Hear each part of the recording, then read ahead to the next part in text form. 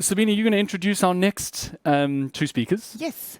Great. Very excited for these. Very excited about this. The conversation is going to be around embracing digital. Now, many of us thought we probably had a 5 to 10 year time horizon to figure out how to make our attractions or put our attractions in the virtual space, and probably another time horizon to monetize that virtual space. But hey, presto, the last 18 months has accelerated that all quickly. In triple speed.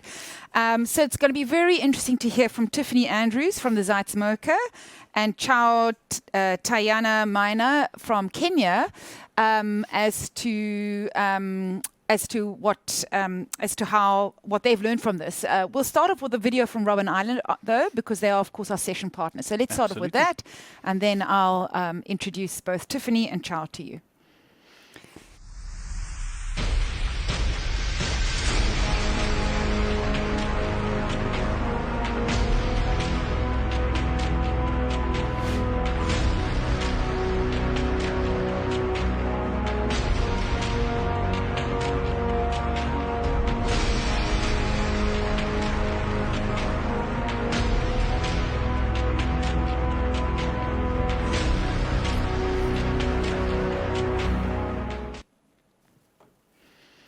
Hi, thank you. Hello, Tiffany and Chao. Wonderful to see you. Hello. And hi. Lovely to see you. Yeah, and Tiffany was a colleague of mine when I was at the MoCA only for 2 years, so I know her well. I haven't seen you IRL in real life for a couple of, years actually, but nice to have you in our room with us. And Chao, lovely to meet you.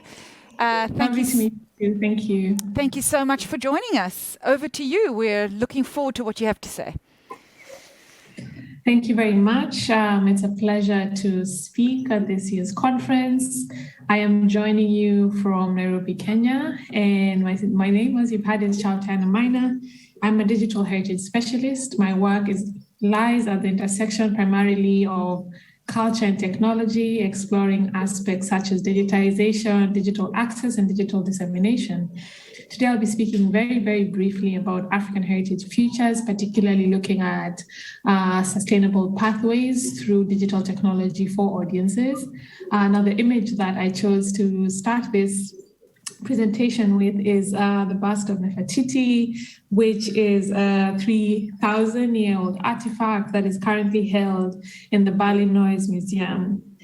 In 2016, two artists snuck into the museum and created a high-quality 3D replica, which they shared and made open access with the world. This followed, a legal battle ensued in which the museum was claiming that it owned the copyright to this 3,000-year-old artifact that is actually from 3,000 miles away. Now, I begin with this example because I think it really illustrates the direction in which we're moving in terms of the future of history and the future of heritage. Looking at history and culture and the ways audiences are engaging with museums, archives, and libraries as multi-directional. It's no longer a one-way street between the museum and the audience. The audience contributes equally to conversations. It's participatory. We have audiences helping in the design and facilitation of programs. It's multifaceted and includes new narratives and alternative narratives that were either decentralized or hidden or suppressed or erased. And finally, exploring things like digitization, primarily in the age of COVID and with all the change that we have seen today, as an opportunity to really expand the ways in which we interact with audiences. Now, for this, as a practical example to this, I'll give a very brief introduction to a project that I was part of between October 2020 and July 2021, and this is the digitization of the archive at the Macmillan Library in Nairobi. Just by way of giving you a very brief history on this institution, the library is now a public library. However, it was created in it was built and opened in 1931. And for the first three decades of its existence, it was only accessible to Europeans. And the collections of the library today in itself are still very reflective of this time of in which Africans were not allowed to use the library, in spite of the fact that it was passed on to the county government in the 1960s after Kenya gained independence. However, the legacy of the library is something that we've never quite been able to shake off. And at the moment, many organizations, and particularly one organization, has been tackling the issue of access and making the library more accessible. So in 2020, October, we began a very ambitious project to attempt to digitize some of the collections of the library. And this includes newspapers, photographs, government records such as ordinances and gazettes. So we're looking at material in the thousands. Now, this was taking place at a time when we had national lockdown, citywide lockdown. You couldn't leave Nairobi. And at the same time, we had curfew and all the prohibitions that have taken place within the COVID-19 kind of pandemic. So one of the challenges was with these kind of restrictions and looking at the ways in which digitization, particularly in making these collections of this library accessible, can happen at a time when people are not able to access institutions and people are not able to physically engage in spaces. So at this point in time, also the library was shut. And we began by training interns on digitization techniques. And we were not necessarily looking for people who had experience in digitization, but were willing to learn and taking advantage of the existing skill sets that the interns had. Some were anthropologists, some had studied design and were coming from different disciplines, and training them on aspects such as photography and how to digitize. We also ended up coming up with different metadata standards in order to describe and suit the library's needs. I'll speak on this briefly later. And finally, the last step was working with the user communities and the audiences of the library to create avenues for new engagement. Now, what does this look like? I mean, I've talked about it in theory, but practically, at the end of close to 6 months, we ended up digitizing almost 22,000 documents. You can see the stats here: 50 pairs of gloves, 10 liters of hand sanitizer, 4 cameras, 16 batteries, 4 studio lights, and the like. So we're seeing here that it was really important for us to sort of quantify what this activity looks like. A lot of times when we work with digitization, we sort of only show the users the end project without really bringing people into the space and saying, this is how it's done, this is what it took. And we found this to be really, really helpful, because one of the ways in which we were able to engage audiences and engage library users was by inviting people to see the process and sort of offering a behind the scenes lens into the ways in which the library is working and how digitization is happening. So we created a series of short videos on YouTube showing how the digitization process took place from start to finish. And at the end of the process, we also created some tutorial videos on teaching people how to digitize their personal archives. So we were looking not exactly at just what is in the library, but how can these skills and how can this experience be relatable to people? So we're saying, if you have archives at home, if you have records and photographs as we all do, this is how you can digitize them yourself. And in this way, we're making a very complex process relatable, and also inviting people to contribute both their data and their perspectives on what this data could do for them. And finally, wrapping up, because I have 8 minutes, I'm happy to speak through this more in the Q&A. One of the ways in which we have been engaging audiences, and particularly in a time when we cannot connect physically, and at the same time looking at things like the restrictions that have been brought about, one of the primary ways we're exploring is crowdsourcing and participation, creating ways of engaging with data, inviting people to remix, illustrate, and visualize data, opening up these collections that were segregated or had histories of not allowing people to access them, to new narratives and new interpretations, and finally trial and error. There's so many things that we had to adjust to the context of the library, to the context of the interns, to the context of the audiences. And I believe that this speaks to the nature of digital technology as not being this kind of a one-size-fits-all, but something that we can each adapt to suit the needs and the context of our institutions.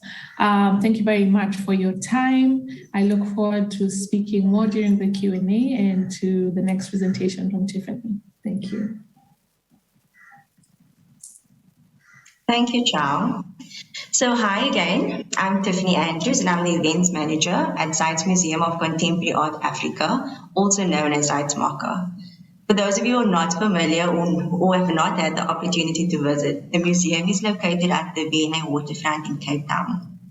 It's the largest museum of contemporary African art in the world. So the museum opened its doors back in September 2017. And after only 2.5 years of operations, boom, we hit by the COVID-19 pandemic, which forced us to temporarily close our doors. With no visitation, there was loss of income, which meant exhibitions had to be put on hold or extended. The team really had to begin reimagining a museum outside of its four walls.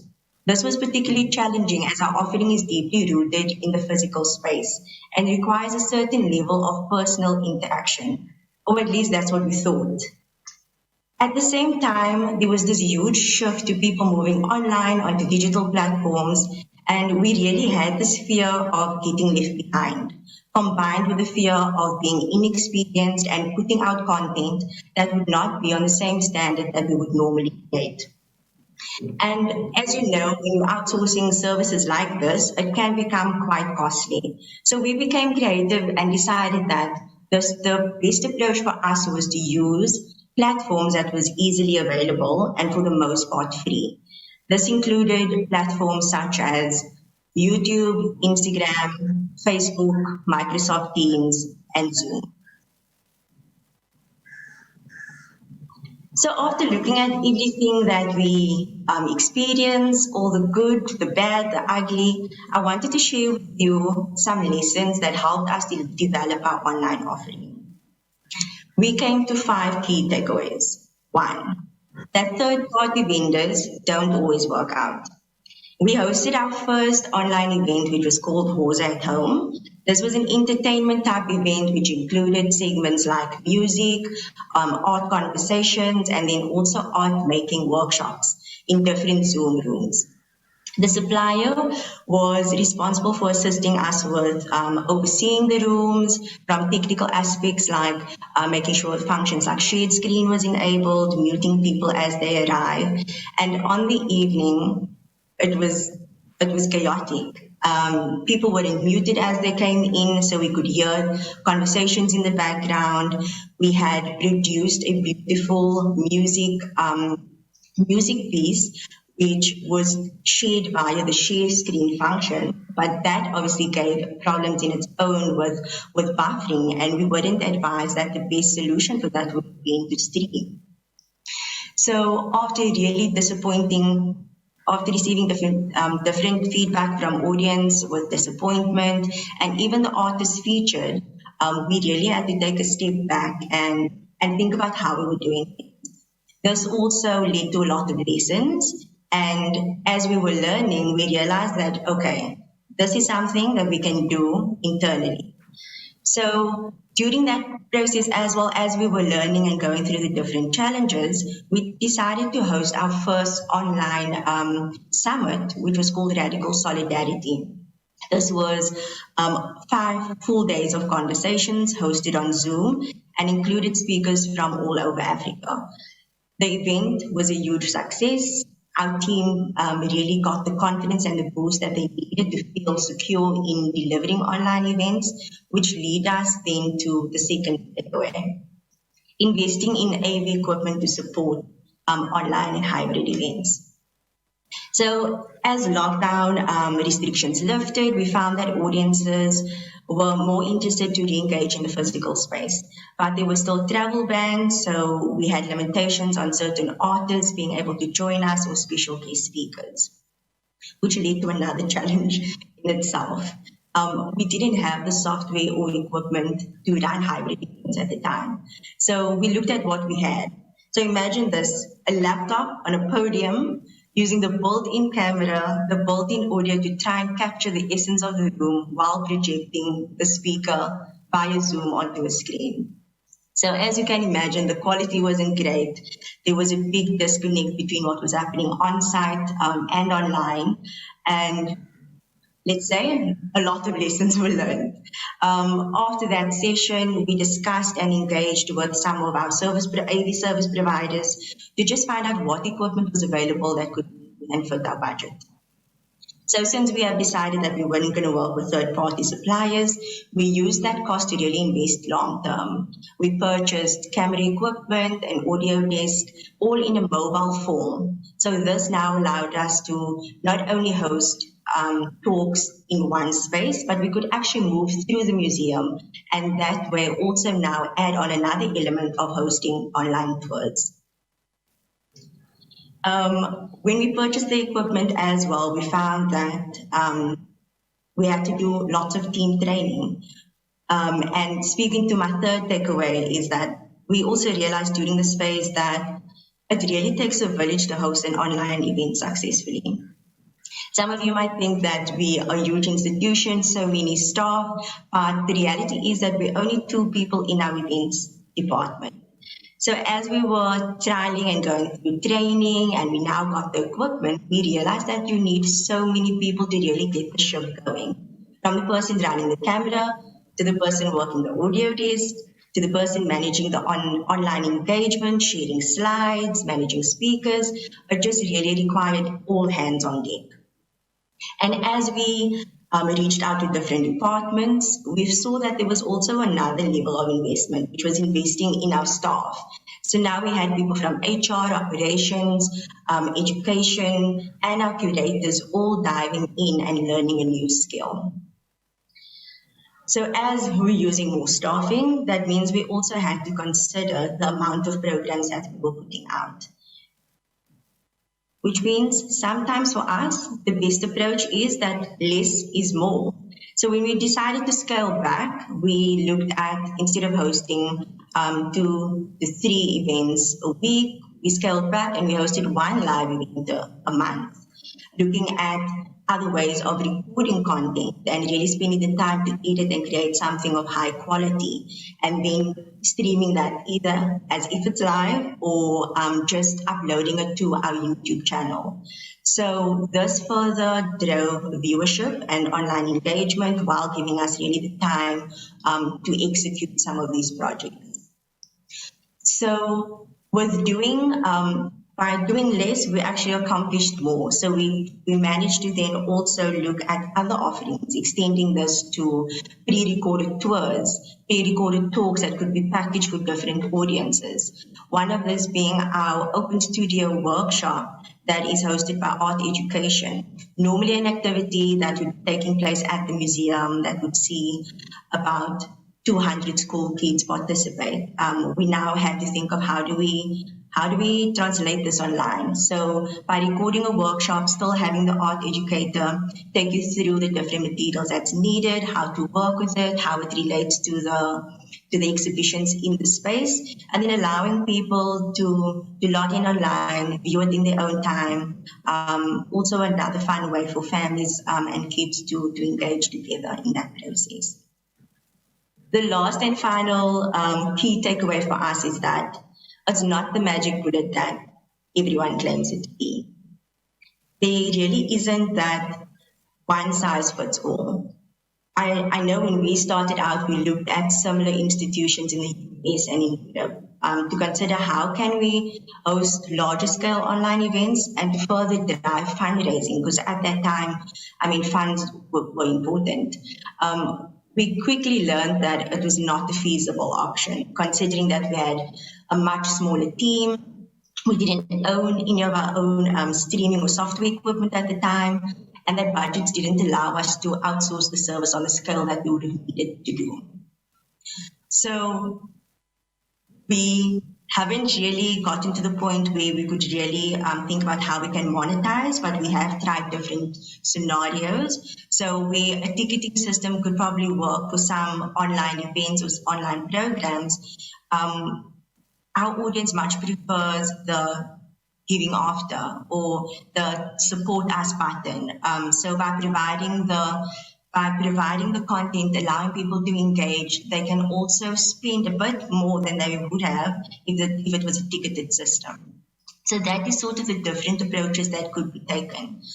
Another thing that we had to consider is that one of our mission statements is providing access for all.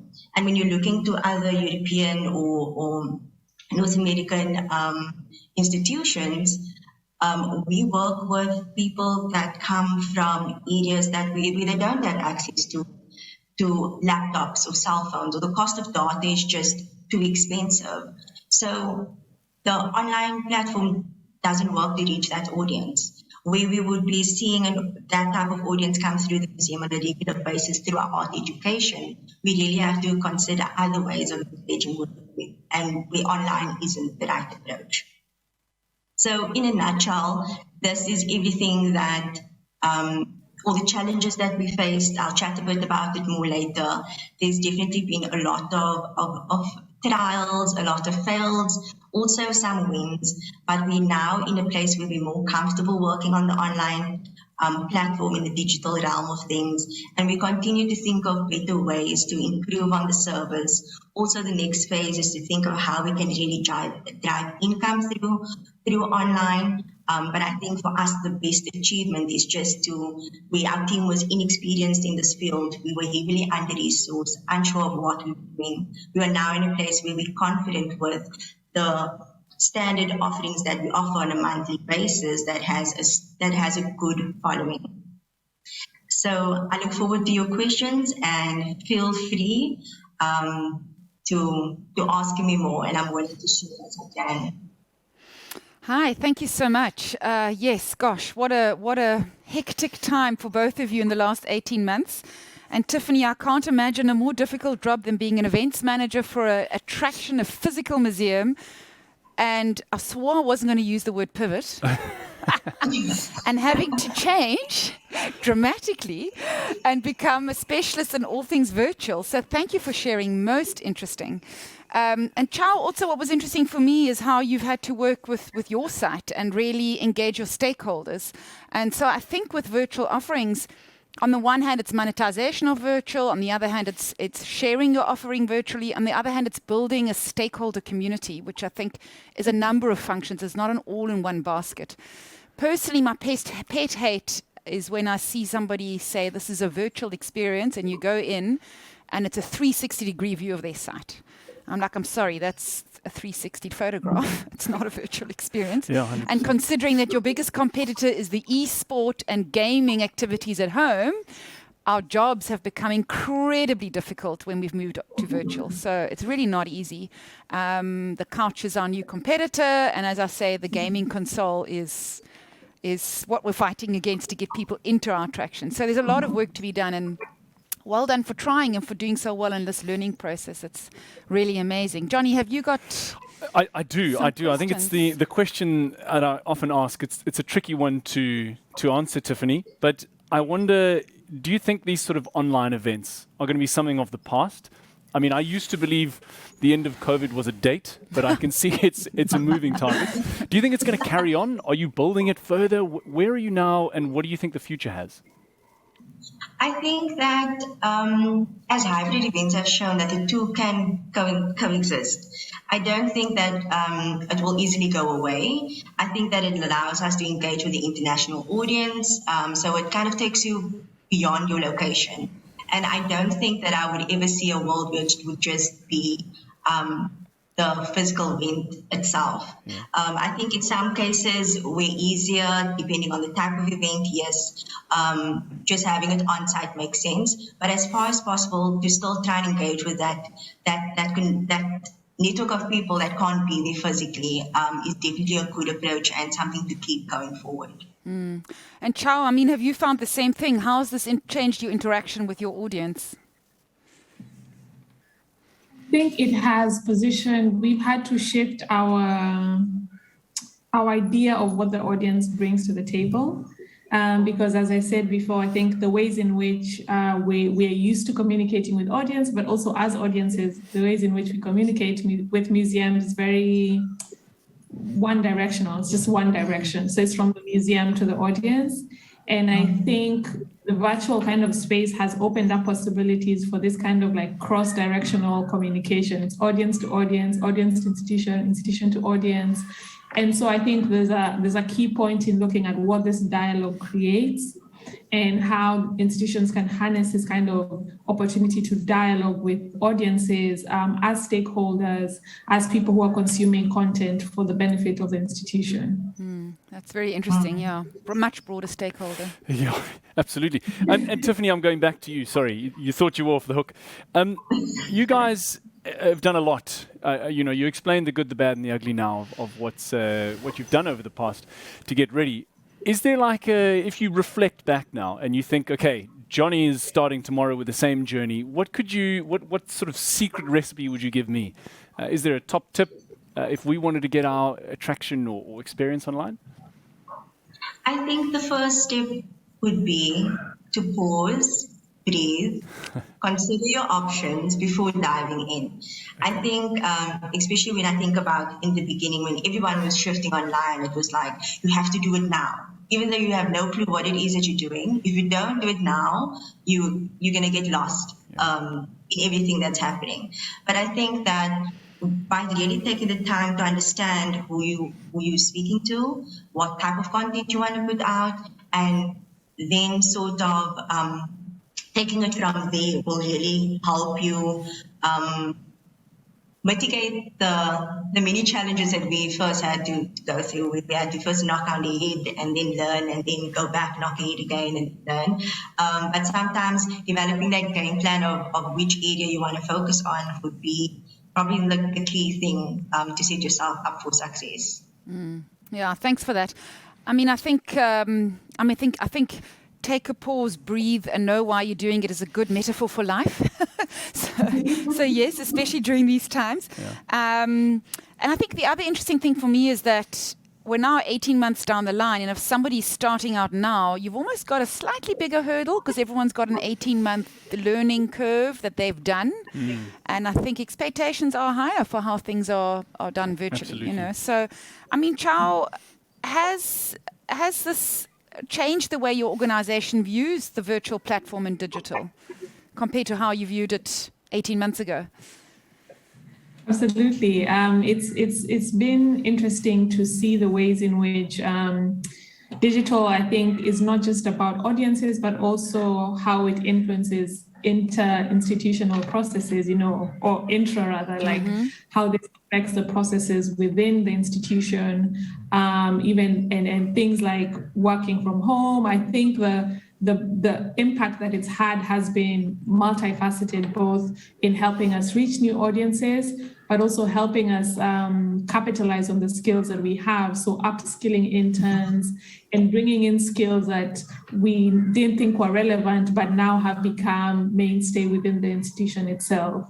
So that has been very interesting. And I completely agree with Tiffany when she says pause and breathe, because there's a tendency with, I think, digital technology to feel like there's a lot of pressure and it's very complex and it's very technical. So we'll end up outsourcing things and just caving under the pressure. But I think taking that step-by-step approach to saying, okay, how does this work for us? What skills do we need? In smaller steps is really, really crucial. Yeah. Thank you, Chao. I think it was very interesting what you said earlier in your discussion, that you invited people to see the process. And I think people always find that very interesting. I love the idea of creating your own digitized personal archives. That's really interesting. And I think, for any attraction, if they're wondering what can they do online, how can they go a little bit virtual, People love behind the scenes. Oh, yeah. They don't know how much goes on to create the magic. And I know we're used to preserving the magic and preserving the story, but there is something about the behind the scenes. And so I kind of challenge all of you to maybe look at what goes on behind the scenes and show some of that stuff. It's fascinating. It is. There's so much at stake, so much at play. Even in an aquarium, Shaka Marine World, I mentioned them because you walk past through the aquarium, you might catch a glimpse through a door of what's happening back there, and you think, wow, that's amazing. If you had access to that, it would be really cool. In fact, I wish I could show you behind the scenes here. We've got 2 big monitors, 1 small, 2 people giving me hand signals there, 3 people behind some laptops there. Exactly. So even that would be quite interesting. Yeah, absolutely. Yeah. So some questions. I know there's a couple that have come in from the audience. Okay. One that I thought is quite interesting from an operational point of view. In hindsight, Tiffany, maybe more towards your side, you've spent a bit on kind of insourcing your digital your cameras and the sound equipment. In hindsight now, would you have said it would be better to have a third party come in after spending months of learning and training, or do you stick to your guns and say it's better we do it in-house? I think that it depends on the organization, but for us, it was a good investment. I definitely believe that it was the right approach. It would have costed us way more to keep outsourcing rather than doing it internally. It definitely challenged us to look at how we work on other projects as well outside of the online landscape, just because we are such a small team. But we're finding our groove. We've really found our footing, and I think that it works well for us. Okay. Great. And we've got another question here. I realize my glasses, I don't there. It's I'm older than the other 2 presenters. No worries. What interventions did you put in place to help with your visitors' digital needs? Chao, maybe for you. I know Kenyans are relatively digital savvy. They're M-Pesa. They're first to do the whole leapfrogging thing. But it's one thing being digitally and virtually savvy internally. Your audience has to be on the other side. So did you put anything in place for that? Chao? I think the fact that one of the things that we've done is carry out sort of like a feasibility, with our audiences. What are your devices? Understanding the audience, which are the primary platforms that people use. Even if it's things like social media, what are the demographics for the audience? Certain different platforms have different demographics. So understanding our audience and their needs primarily, and even going out into the user community and saying, what would you like from a digital archive? What do you want to see, and how do we incorporate that into the process? So I think co-creation, even from a virtual standpoint, and co-production with audiences helps you have something in the end that is relevant. A lot of the times you can digitize and have all this material online, and when you look at the visits and you look at the stats, it doesn't compare, and you're wondering what's happening. So how to drive people from even platforms such as Facebook and Instagram. In our case, we have a website, and creating constant engagement loop between platforms like social media, back to the archive itself, back to the website, back to the library. What's the workflow around this kind of interaction between different spaces? I think that would be the thing. Yeah.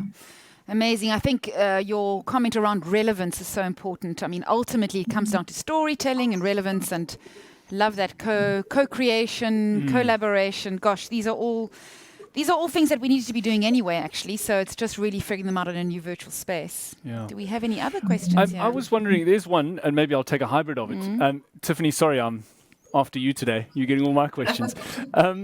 What stays and what goes after reopening? I know you spoke about a hybrid, we try and do some of them. Does the popularity of an online offering drop now that you open, or do you find still a bit of an appetite for it? I think there's still a bit of an appetite for it. I think people, obviously, at the moment, they're still cautious considering we've just gone through a third wave. And the reality is for even some time now going forward, the scale or the size of events or things that we can host on site will be smaller. So do not limit ourselves to smaller groups. The online area really allows us to speak to a wider audience and to engage with more people than we could in such a small space. Obviously, the museum comes with different levels. spread across 6 floors, and each individual space is fairly small. So that in its own, when you're not using the entire space, there's no way that we could host an online looking through 6 different spaces at one time. We would definitely look at the space that we're in, which could probably host about 20, 30, 40 people max, considering social distancing, where online we could reach up to 100, 200 people. Okay. Yeah. Yeah. I hope that answers the question. Yeah, it does. Thank you. I mean, for me, what's also really going to, I think, come forward in the next years ahead will be the monetization of your virtual offering. And I was interested to hear, Tiffany, when you were saying that the donate button is one of them. We always think you have to sell something. But once you've engaged that audience and created that level relevance, the donate button is perhaps something that's very useful. I read a report recently by the American Association of Museums, and they did a whole virtual report on the monetization of virtual in the American museum space.